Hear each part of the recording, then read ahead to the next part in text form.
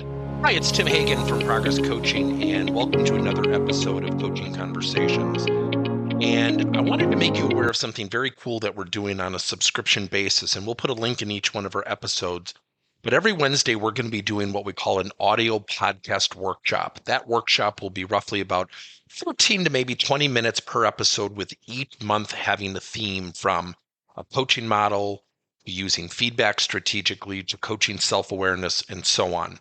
So if you could look in the body or in the content description of each episode, and you will see a link where you can join this subscription. These are literally 4 workshops every month, teaching specific strategies to address a particular area of workplace coaching, as it relates, again, to things like awareness, motivation, teamwork, and what have you. Here's the cool thing. It's only $10 per month, and each month you will get a handout that we will follow along with. So we also give you a tool for you to take notes as we go through each episode. We hope you'll check it out. So what affects our ability to be coached? What impacts our coachability? Let me provide you a couple bullet points that I think will help organizations and individuals become more coachable, more approachable.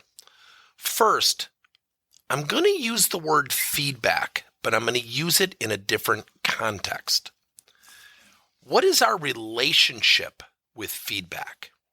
Now, let me give you 2 broad spectrum examples. On one hand, you might have an employee who relishes feedback, somebody who has a healthy relationship with feedback, who really wants to know what they need to do to get better. On the opposite end, you might have an employee who immediately upon getting any type of feedback starts to come up with negative responses in their mind, meaning their relationship with feedback is usually to push back, to admonish, to not really become self-aware. Number 2, our emotional readiness. Are we ready to hear things? The good stuff as well as the stuff that maybe is opportunistic for us to get better, but we don't want to hear it. When we get feedback, when we're in a conversation, are we ready? Or are we distracted? Now, the next concept is something called self-honesty. I think one of the best books I've ever read is by a young lady by the name of Tasha Eurich. And she wrote a book called Insight, and it's all around self-awareness. Now, when I read this book, and I've read it actually a couple times over, highlighting it, making notes, it's just a fantastic book. And we, for 25 plus years, have talked about progress coaching using the definition of coaching simplistically as the following. 1, it's getting someone to look in the mirror. 2, getting someone to take action on number 1. Yet very few people do number 1 arbitrarily on their own. Now, I've said that a million times. Here's the funny thing. She did a survey, and 95% of the people said they were self-aware, highly self-aware. Yet in her research, it showed only 10 to 15% of people were truly self-aware. Meaning 80 to 85% of people in general are kind of fooling themselves. Now let me add a little bit of humor to this. When was the last time you were giving one of your employees constructive feedback and they looked at you and said, you know what? I've really been kind of blocking my mind and I've really lacked awareness. I think you're right. Normally, what do we get? Nodding, nonverbal assurance that, we're being listened to. Yet that doesn't mean they agree. And again, the goal of feedback and coaching isn't just agreement. Yet without self-honesty, people really looking in the mirror, being self-aware, quite frankly, coaching, mentorship, even training for that matter, will suffer. Now, our 4th bullet item. I think this is huge. Surrounding honesty. Now, what do I mean by that? Surrounding honesty are the people we typically gravitate to in the workplace and socially. Now, I'm going to give you a really obnoxious depiction of what I'm talking about.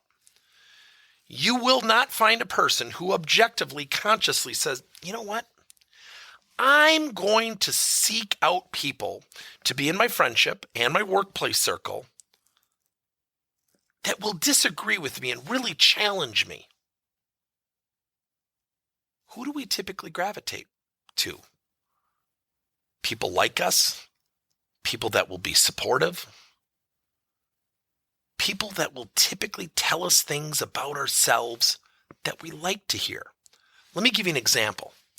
I remember talking to a supervisor, and she was talking about one of her manufacturing line workers, and she said, well, I have to be supportive of my people. And I said, absolutely. And she said, I wanted to let her know that I was supporting her. I said, that's great. What happened? Well, she's been late a couple times. I said, okay. I said, I'm not understanding the issue. She said, well, I went to the human resource director and I really, really wanted to show my employee I was fighting for her. I said, well, I have to ask you a question. I said, what did you say to your employee? Well, I told her I was going to fight for her. I said, at any point did you tell her, by the way, you're wrong? You've been late? Could be good reasons, but we need you here on time. Well, no, I wanted to talk to the human resource director first. And I smiled. She said, what are you smiling at? I said, do you know what your employee just learned? She can continue to be late because you will go fight for her. You have to support your people. Yet somewhere along the line, everybody, support became this, no matter what you're going through, no matter what you say, I'm going to agree with you. The great depiction, the great definition of a friend is the person who will say things to you that you don't like to hear because they care enough about you to share that with you. Let me give you another great example.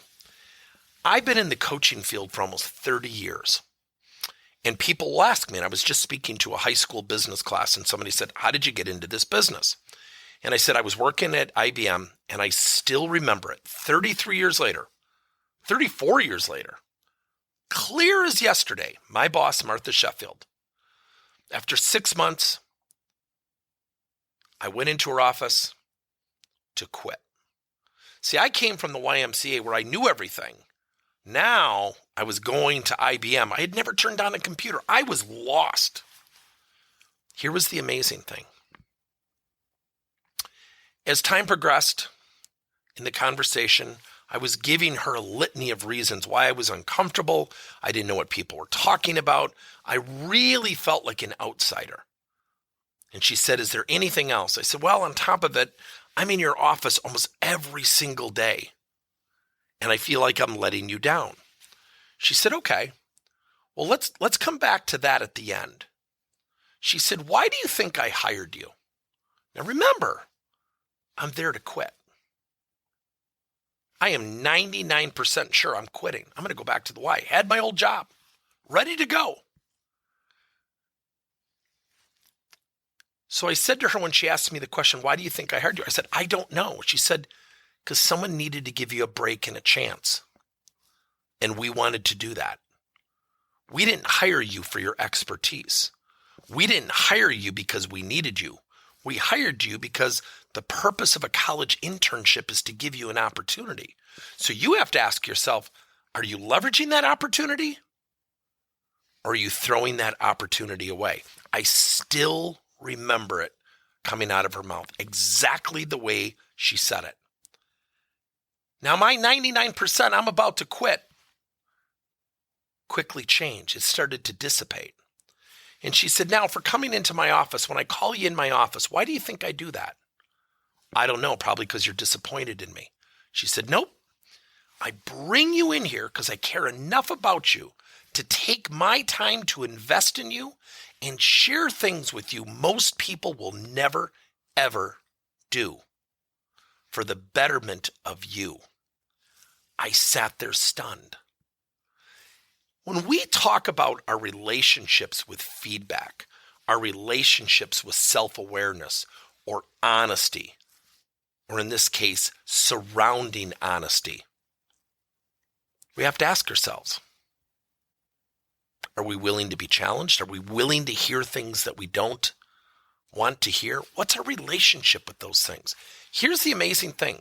I hated walking by her office for 6 months because I knew I was going to get called in at least once a day and hear constructive feedback. Yet with that statement, Tim, I bring you in here because I care enough about you to share things with you for your personal development that most people will never take the time to do so. In a second, in that moment, I had what is called a defining moment. My whole relationship with her office was, I want to be in here. My whole relationship with her sets of feedback, I wanted to now hear them. I went from 99% quitting that job to 100%. How could I ever quit on this boss? So I stayed 2 more years, and 34 years later,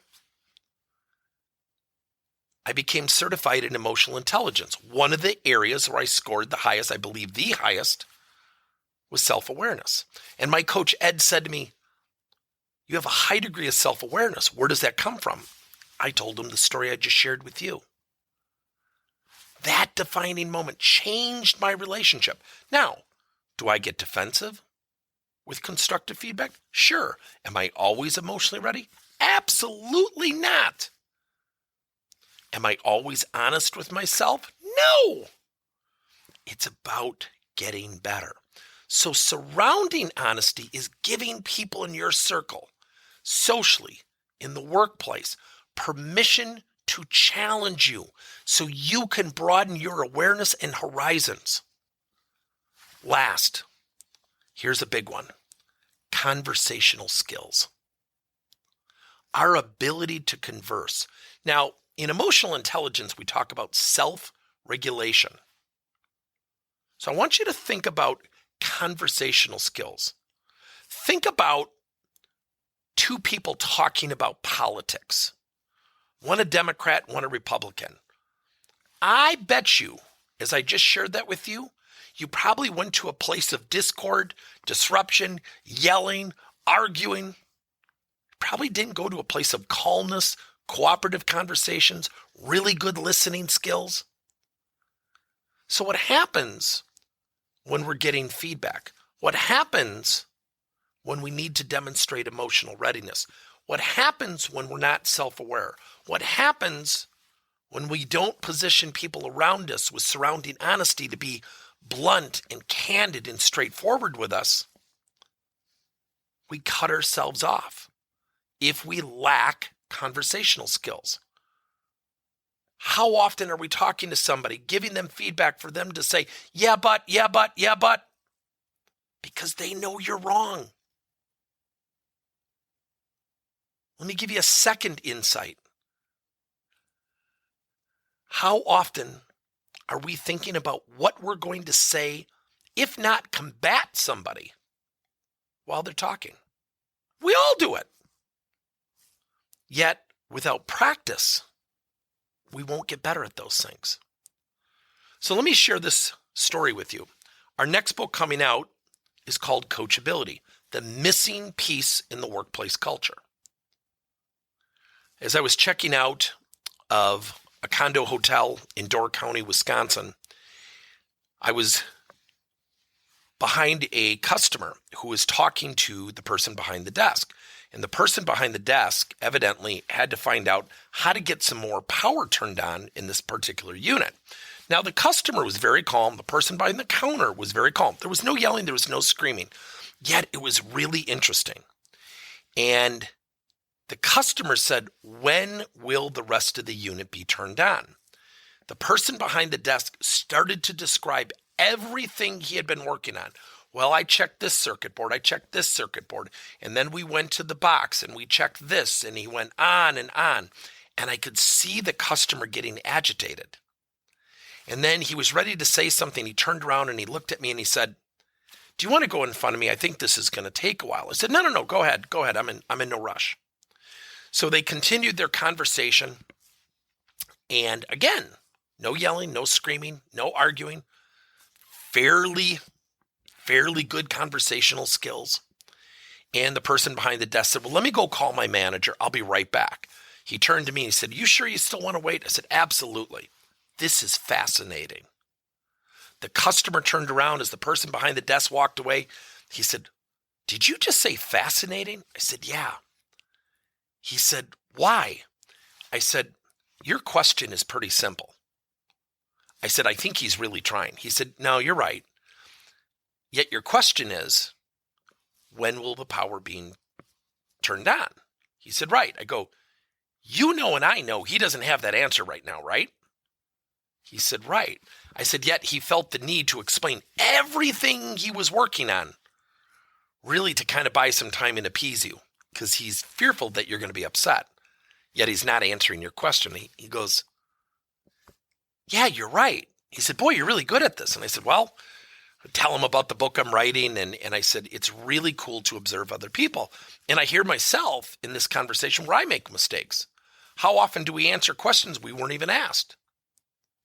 So the person from behind the desk comes back, and the customer really generously looked at him and he said, "Look, before you tell me what your manager said, yes or no, do you know? I'm not upset with you. Do you know when the power is going to be turned back on?"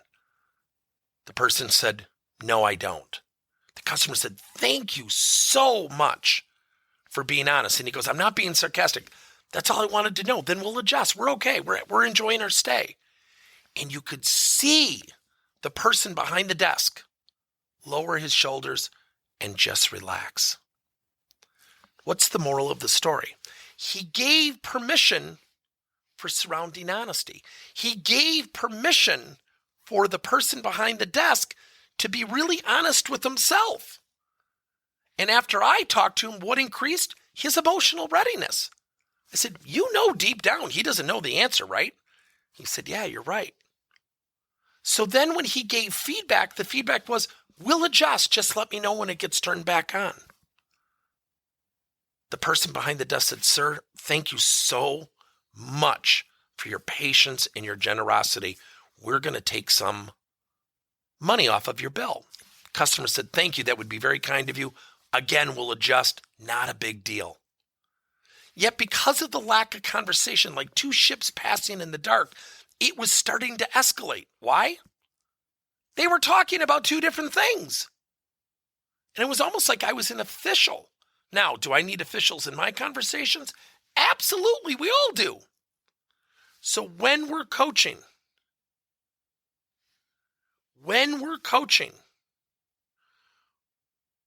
we have to be honest with ourselves. We have to be in the moment. We have to be clear. We have to demonstrate active listening. Had both parties looked at each other and said, "Here's what I've heard you say, is that correct?" They would have saved about 10 minutes. Now, they had a very good conversation. There was no yelling. There was no discord. That's why coachability is so important.